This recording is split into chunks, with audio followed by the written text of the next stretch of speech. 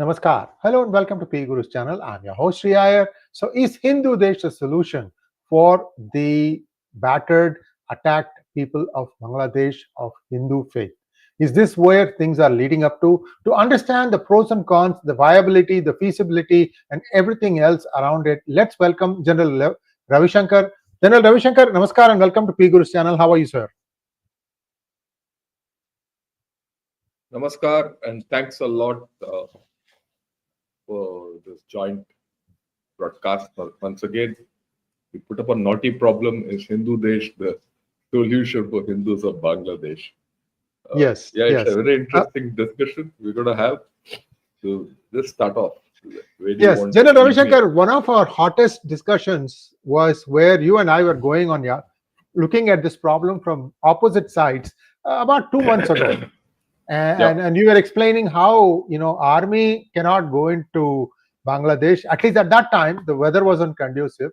The weather is beginning to get a little bit warmer, but still, in terms of a lasting solution, there are many ways to look at that.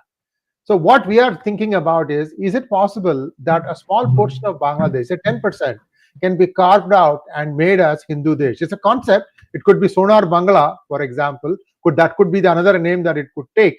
Whatever it is, the point I think I'm trying to make here is viewers are getting a little frustrated, myself included in this, as somebody is trying to accelerate plans to try and disenfranchise. They are trying to throw them out of government jobs. They are trying to kill. They are trying to attack the very hands that fed them at times of duress. I can go on. General Ravi Shankar, take a step back and probably explain to our viewers what would work in your opinion. It doesn't have to be right. It's your opinion after all. okay. First and foremost, let's put it this way. Before you think of going to saying, okay, we want to have a Hindu Desh or a separate nation or all that, let's understand the conditions of Bangladesh. When you understand the conditions of Bangladesh, then we can examine whether what we are thinking of is feasible or not. Right? Because without understanding these conditions, because making a nation or breaking a nation is largely a political affair. If the politics are not understood, and the politics come from the people themselves, not Right. understood, then we will go off. Then we'll be more emotionally biased than being logical about the whole story. And in any creation or destruction of a nation, there's a lot of logic involved. Right. The first thing is, what's the status of Bangladesh today? I mean, that's the point. That's the first question. It's in a state of anarchy. I have no doubt about it. And I said it in the last podcast and the podcast. In fact, it's in the state of anarchy which is regressing.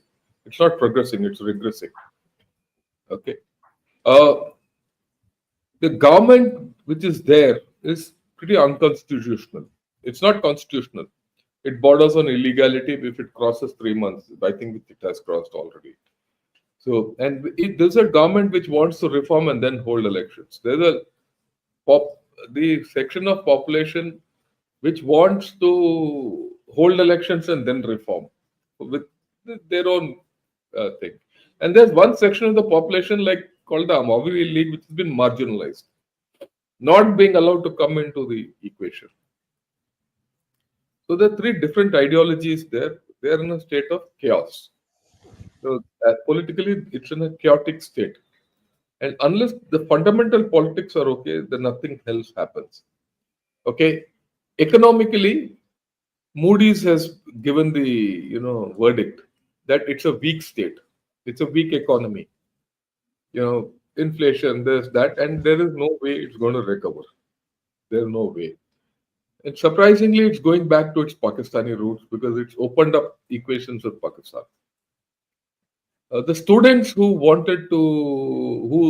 are supposed to be the instigators or the brains behind this monsoon revolutions just want to pass exams free of cost and continue with their leftist ideology and grab power. And now they've started fighting amongst themselves also, incidentally. Colleges have started fighting amongst themselves. So the law and order is pretty loose. And most importantly, what uh, I've seen interacting with the Bangladeshis through media is that they're a vain people. They think they know everything. They're smartest of the lot, and they are the best at everything. And they also have this view that India is their enemy. So large thing. Very few people believe that India has been their benefactor through years. They look at other benefactors, extra regional benefactors like USA and China, who will give them nothing. We know that, but they are vain people who refuse to believe it. And this goes back to not the 71, it goes back generations behind to the fact that East Pakistan was formed. After all, these people have roots from that. So those roots are resurfacing now. The cultural roots, ethnic roots, whatever you call it, religious roots, whatever. Okay, so that is the general state of Bangladesh. So what is the state of Hindus in this? That's the next question. For the Hindus in Bangladesh, I have no doubts. Earlier, I had some kind of a hope, but now the situation for them is going from bad to worse. And this is not what I'm saying. This is what international agencies are talking. This is the international opinion, whether it's from USA or from anywhere. Okay. When society like ISKCON is being targeted, which is international in nature and respected all over the world, it's being targeted and trying to be banned and things like that. You understand the mentality of the people who are behind all this. It's not a legal affair. I mean, it's not a affair which has legalities and all. This is more fundamental in nature, right? There's also a feeling which I see with amongst people that Hindus in Bangladesh are those who are supporting the erstwhile Hasina government, and they don't want to get off that. Then there's this move by the current advisor. I don't know who the legal advisor or whoever he is, who wants to convert the government and the state from being a secular country to an Islamic country. So that tells you the mindset of the majority people. Then you've seen the rise of Jamaat in the past few days. I mean, few days, into the 100 odd days, it is this new monsoon revolution has come into being. Okay. And the view which I get from whether it's from social media or formal media or anywhere is that the Hindu today in Bangladesh is a second-class citizen, right? And there are views that many want to quit Bangladesh altogether if given a chance. And when BBC has come out with a documentary on the status of Hindus within Bangladesh recently, just 2 days back, 3 days back. I know a chap in BBC, so he sent me this whole story. And when I went through that documentary, BBC report, even the BBC feels that Hindus are being discriminated and not only discriminated, they're being treated badly. There is fear in the Hindu people, the girls, especially the women and the old, that their safety is at stake. And if a channel like BBC can come out with this, then the situation is really bad. Because BBC will always paper over this. After all, the British society as a larger construct, the way I've always felt and looked at it, they're more they lean towards Islam and Muslims rather than towards Hindus. That's the way they are. Right. I am just stating facts so far. So this is the thing that Hindus, the hope is reducing. And this is all despite the fact that they've been given, or rather, a lot of assurances by one and all. Oh, they'll be taken care of. They are our citizens. They are our internal matter. You come and see the state of Hindus. What will I come and go and see the state of Hindus out there? If I go and see the state of Hindus, I'll be treated like them. Because I'm also Hindu. So, what is the guarantee that I'll not be treated differently? So, those things have come into the equation. And so, the state is bad. And will they change? I don't think it will change unless there's an external impetus. What is that impetus? What is it that will make this change is $1 million question first. But on the flip side of it, when a country wants to, or when a people in a country want to become Islamic by nature and veer away from their secular credentials, the hope for them to take care of the minority is less. And when they start making, lame duck excuses, look at India, it's become a Hindu Rashtra, where Muslims are targeted and there are no opportunities for Muslims and all that. Without knowing what's happening in India, then you understand, okay, look, these people are completely biased and there's no hope. Look, just as we say they don't know what's happening to Muslims in India, they might turn around and say, you don't know what's happening to Hindus in Bangladesh. Kind of a pro quid quo. But I think it's gone beyond that. Like I said, BBC is the acid test. Right? So, the acid test being BBC, if BBC goes against the Bangladeshi Muslims, or rather they've given some kind of a thing, then we have to really think. So this is it. This is the status as it is. Now you'll say, let's make a Hindu Desh.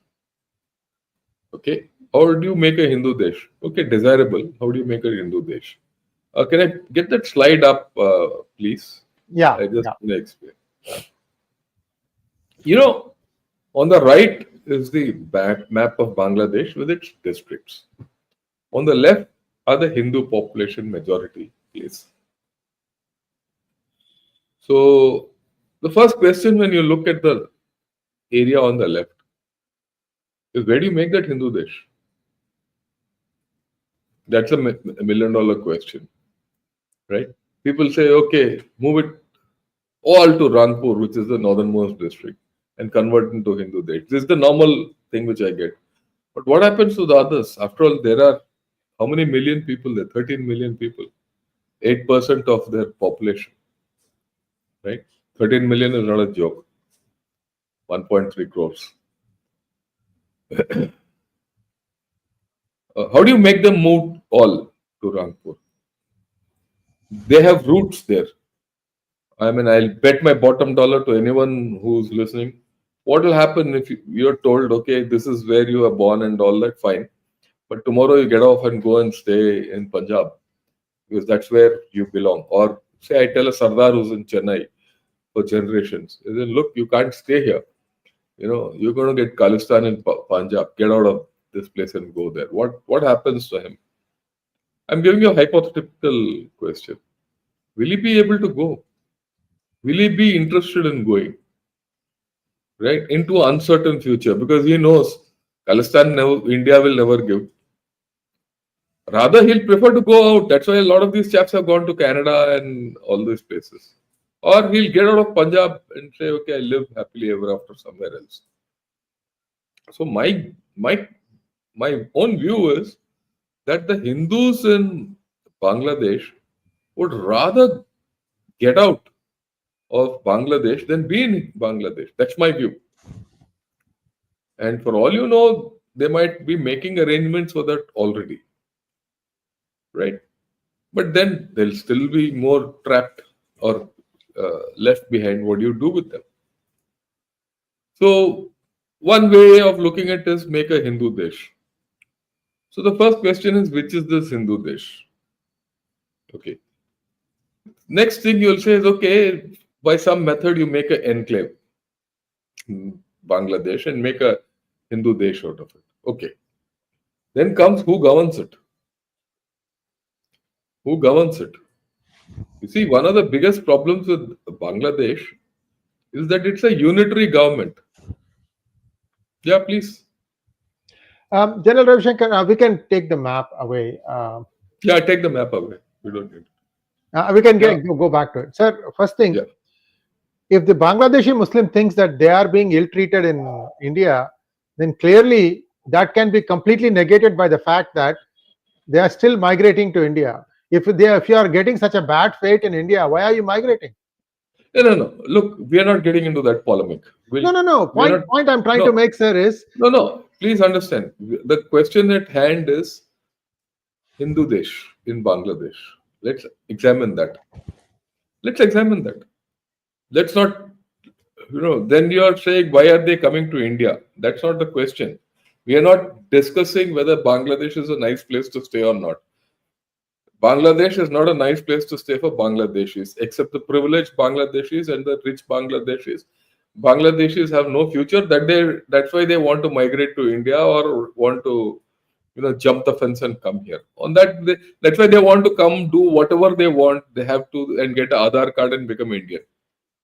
On that, there's no doubt. I mean, there's no discussion on that, right? There's no discussion on that. Uh, there's no discussion in the fact that their logic is flawed at this point of time. I mean, that we don't have to discuss. I'll negate it. Any Bangladeshi comes, I will tell him on. And I would like to answer Bangladeshi who come on questions rather than others. But we'll look at the thing. So as I was saying, whom you make an enclave, and wherever, whether it's in the north or the southwest, you make an enclave where those dark red play, or to to the northeast, wherever you make an enclave. What will happen to that enclave? How is it governed? The problem with Bangladesh is this. Bangladesh is a unitary government. It doesn't have states. Okay, you say one state of Bangladesh is Hindu. Okay, that can happen. Everyone gravitates to that state and lives in whatever fashion they want.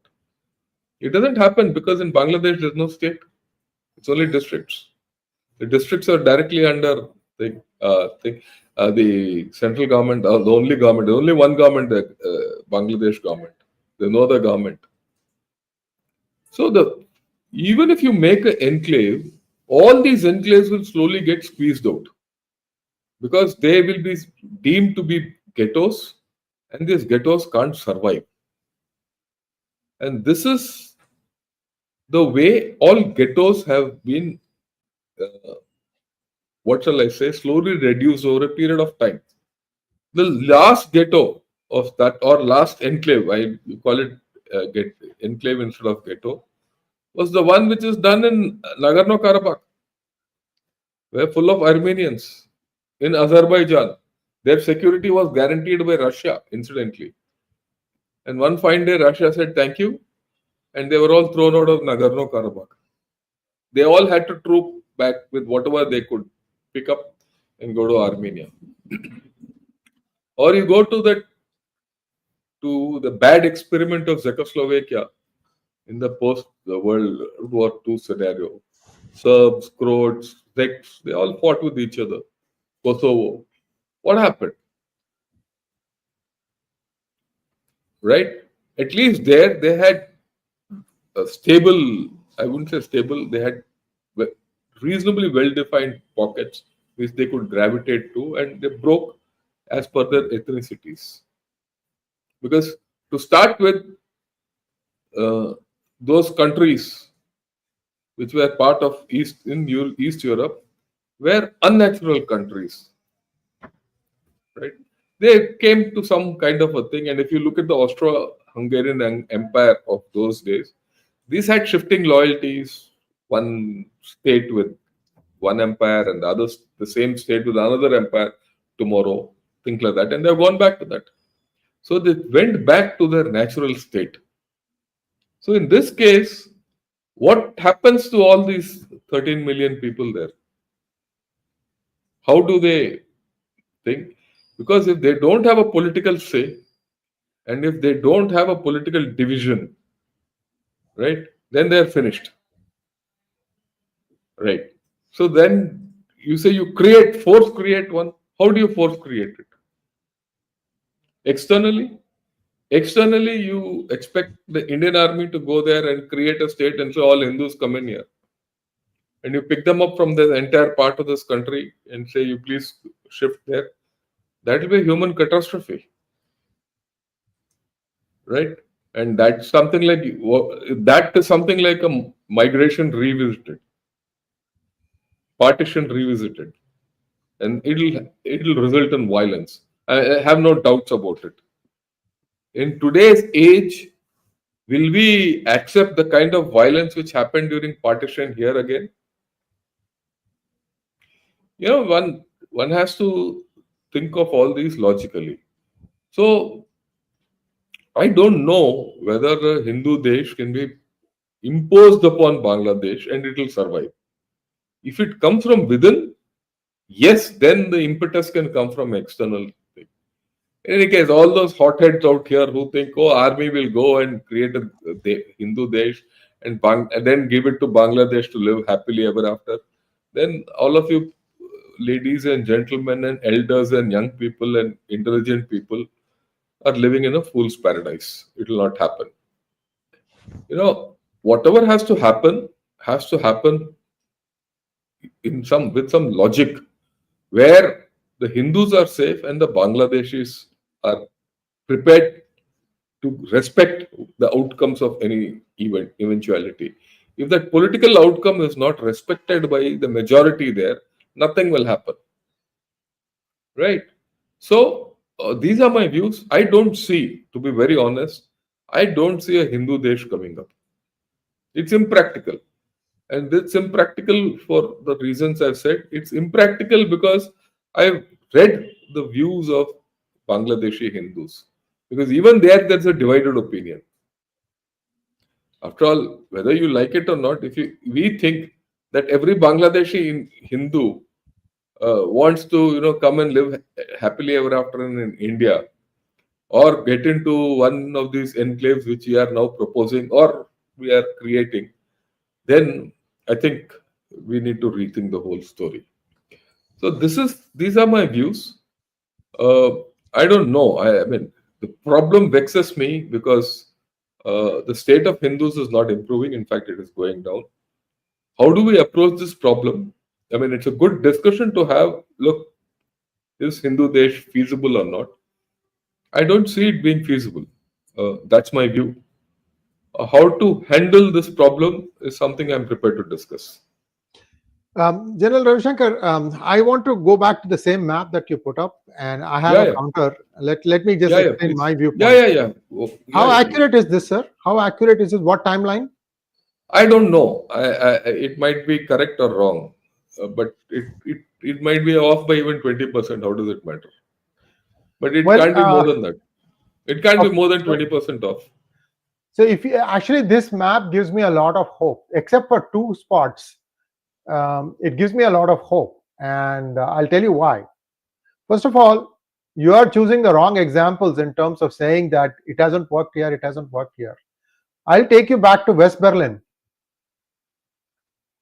It was a small piece of Berlin that was in the middle of East Germany. Yeah. Of course, you can say that US was backing it, blah blah blah. It's fine. The concept is there. Enclave concept has already been established and it's working in Israel. Yes, you have to assume a certain amount of militant training to be able to sustain and be able to ward off. I completely given that.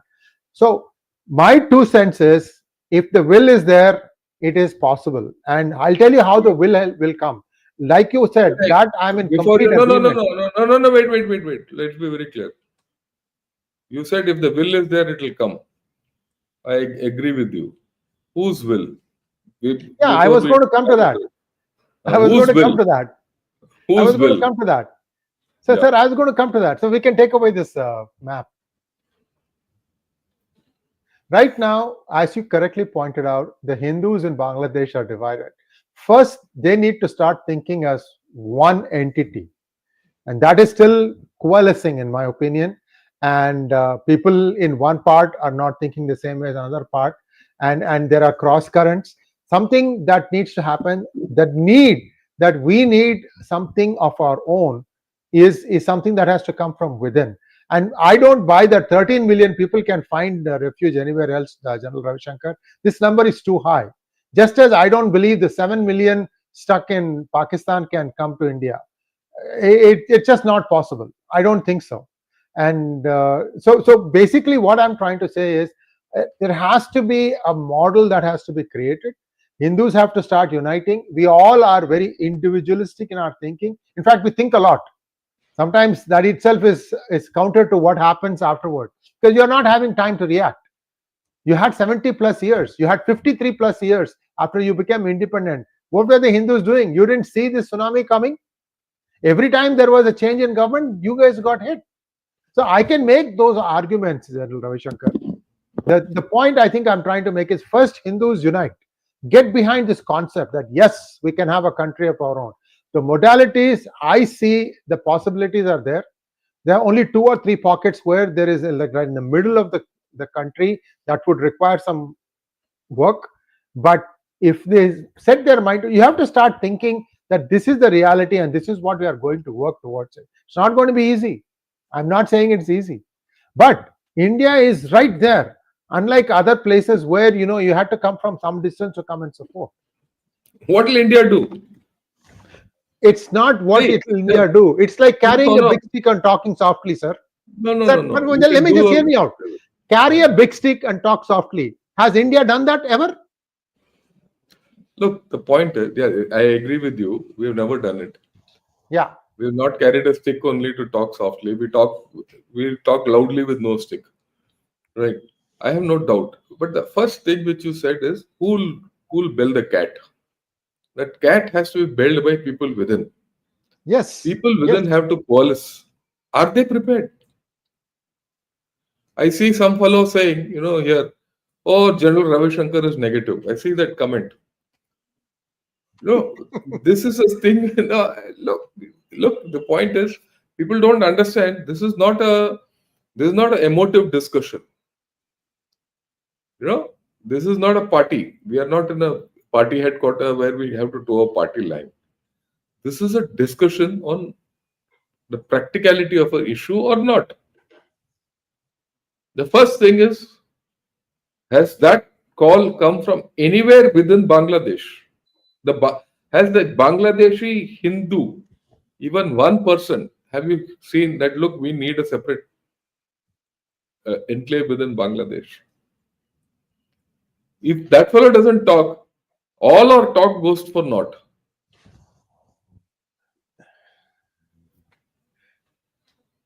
General Ravi Shankar. That guy, no, look, okay, I'll now transport you to Kashmir. You have to understand, many of these fellows who are talking nonsense in your channel, commenting, thinking, they should go to Kashmir. They should know what the story there is. They should go to Nagaland. They should go to Manipur and sit down and meet those people and deal with those people. Then you'll understand what I'm talking. Why is Kashmir a problem? That fellow says, I want to be separate or I want to be independent. Okay. So what will be India's stand in Bangladesh? You are creating a Kashmir for Bangladesh. There are state issues. Okay. Or will Bangladesh agree to this whole story? Because you are looking at a constitutional response from Bangladesh. Now the Bangladesh has to have a constitutional change, where they create a state of Hindu Desh. You didn't allow it in Kashmir. You think Bangladesh government will allow it? After all, they're not fools. Remember, they are intelligent people. There are, it's nice to say all what we are saying, but the fact is, we should know what is up, we are up against. It doesn't happen. Now, you very rightly said, You can't take on 13 million people from there into India. That first thing which you have said is they are on their own. You can carry a big stick, talk softly, or small stick, talk loudly. That's different. But you still have to talk from this side of the border. You can't go inside the border and talk. What is their requirement? So the problem comes from that requirement. If they have a requirement, they can become a Kashmir or Manipur or a Nagaland. If they don't have that requirement, it's a difficult affair. So we have to see this a little in a holistic manner and say, okay, what do you want? The danger in India doing anything is this, that we will be seen internationally as instigating the breakup of Bangladesh. This has repercussions. It's there, whether you like it or not. And that's next door to you, right? Yeah. What we have to do for those Hindus is, no doubt, we have to do something different. If that's the ploy, look, you might as well start, if you want Bangladesh to understand and treat Hindus there well, and hence you say create Hindu Desh, I'm with you. And if it leads into Hindu Desh with the mutual happiness of between Bangladeshi Hindus and Bangladeshi Muslims, I'm still okay with it. But that has to be a movement from within. The external push can come if the internal thing starts. That's the point I'm trying to make. General Ravi Shankar, I hear you, and I want to show a slide deck for many of our viewers who may not be aware of what is going on with the power situation in Bangladesh. How many of you have heard of the name Peter Haas? He was the ambassador to Bangladesh up until recently. Can we go to the third slide, please? I'm sorry, I got the slide wrong. In fact, in one of our discussions, I said Peter Haas is back there. He was the ambassador. The day the monsoon revolution happened, he resigned. He became the CEO of Accelerate, and he's back selling gas to Bangladesh to make his fast buck. We know that. But how do you connect it with Hindu Desh? No. I come to that, sir. Just bear with me for a second. Good. See, viewers, the concept of Hindu Desh is not something that has been thought up in my mind. There is a movement that is going towards that. Right now, the Hindu in Bangladesh is too afraid to speak. So whatever General Ravi Shankar is saying that it has to come from within, it will take some time to coalesce. What we are seeing right now about ISKCON being targeted, this is a symptom where people start thinking, oh my God, ISKCON was there always whenever there were floods or any natural disasters for all of Bangladesh, and they are now being attacked. What is going to happen to us?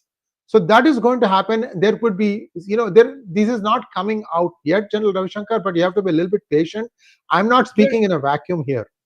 I know what I'm talking about. And here is the challenge for US also. What is Accelerate? Go back to first slide, please. What is Accelerate? How many of you know this company? This is a power company. And when you start peeling a little bit off, next slide, please. This is the guy who was the ambassador, and now he's gone and joined Accelerate as an advisor. Some say he is really the CEO. The question here is, what is Accelerate? Who is funding Accelerate? If you start looking at that, you will start seeing that there is a Chinese link. So what is happening right now is, here is an American ambassador who was not long ago talking pro-America. He's shifting 180 degrees. So it's not going to be easy. At the same time, America will understand what some of its own citizens are up to. One ambassador actually is spending time in jail. He was the ambassador to Pakistan, of all places. So a lot of stuff is happening, General Ravi Shankar. Now we can take away. I know that. Here you're telling me a lot of stuff is happening all over. You're telling me, don't I know that? So look, the point again is that how does this connect to Hindu Desh? It doesn't. No, it will, because it No, will it might. because No, sir, no. We sir, are you hit looking. the nail on the head. Sir, I'll agree with you on one thing. You hit the nail on the head. India doesn't carry a big stick and speak softly. I completely agree. That is the thing that they need to develop. No, no. That's a thing. That's okay. The point is, I think the first thing is that we have to see how do we help the Hindus out. Logically. I mean, like I said, I'm not against the proposal to evaluate, because in geopolitics you evaluate everything, even if it's a bad option, you evaluate it. That's what we've done. And rather than saying no, we don't come to a conclusion without evaluating a thing. So we've done that evaluation. What does that evaluation tell you at this point of time? Look, it's not a great idea which is feasible at this point of time. I'm not saying it's a good idea or a bad idea. No, it's not. It's an idea which is not feasible at this point of time. It's not an idea which is feasible at this point of time because the people there have to first have a felt need that I need a Hindu Desh, right? Right. In the event of that felt need not coming up, then what happens? So you have to see as to how do you reach out to those people and how do you help them, right? That is the thing which I think India has to do that. Yeah, that could be a matter of coercion, it could be diplomatic, it could be posturing, it could be many things, right? Fine, that Peter has or whoever that ass is, right? He was part of the democratic setup, and you say now he has got links to China. I think we need to expose him and throw him out. And if we have to take military action against that company, so be it. You don't have to take military action overtly, you can do it covertly also. Is there a case for India and USA to now cooperate and say, let's deal with Bangladesh together? There's a long thing. After all, people in USA are also now saying what's happening to Hindus in Bangladesh is not good. Right? So can we get this thing going? I see someone says, here, oh, we are from Israel and we'll support Bangladesh. Who's bothered about Israel and Bangladesh? The average man on the street in Bangladesh is not bothered about Israel. And Israel has got no, terraformer to stand on in Bangladesh. So that kind of a logic won't work. We need solid logic. Can we get Russia into the bargain? We're talking of only USA. USA is not the only one who runs the world. Can you get Russia into the bargain? Can you get countries like Maldives? Can you get countries like Bhutan? Can you get countries like Nepal? Can you get countries like Sri Lanka into the bargain to talk, on this issue? Can you get ASEAN to talk? So there are other methods. Have we gone that route? So far, no. Okay. Can you do economic coercion? Can you do economic cooperation? So that means it's a push-pull kind of a thing. They say, if you want to catch a salmon, right? You don't just put a hook and pull it in. You have to play it. You have to play this game. Do we have a clear idea as to how to play this game? Right? There's not going to be an easy affair. No human issue will be a easy affair. I mean, having dealt with these issues on ground, when you start dealing with people, then you understand. When you start dealing with the rickshawalas there or the pan seller over there, when you start dealing with the locals, then you start understanding that place. One can get a fair idea about all this. So that is what we have to do at this point of time. How do you prevent? How do you make sure that the political process in Bangladesh goes on the right track rather than going the way it is going? There, can you put some military pressure? Yes. I mean, all these many of these things need not be, cannot be even discussed on open media like this. Definitely, there are methods. So this is what we have to really think of. There is an international forum which we have not yet started. All of us hate that, what's that, Amnesty International. Let them loose now on Bangladesh. They'll do the trick for you. Normally, we don't like them. We don't allow Amnesty International to operate anywhere in India. But for this sake, send that Greta Thunberg or someone, that who all those toolkits. भेज दो उनको, वो sort out करेंगे यार बांग्लादेश को, हम क्यों कर रहे हैं? There's no, in this game, there's no permanent friend or foe. You get them all and divert them, give them a one-way ticket to Bangladesh and tell them where you start off. So there are many things which we can do, but that's up to the government to do.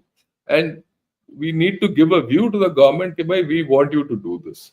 And that's all I think at this point of time we can do. What happens later, we'll see. Thank you, sir. We have a lot of questions. Maybe a lot Yeah, more we'll take. will come out of the Yeah, questions. we'll take.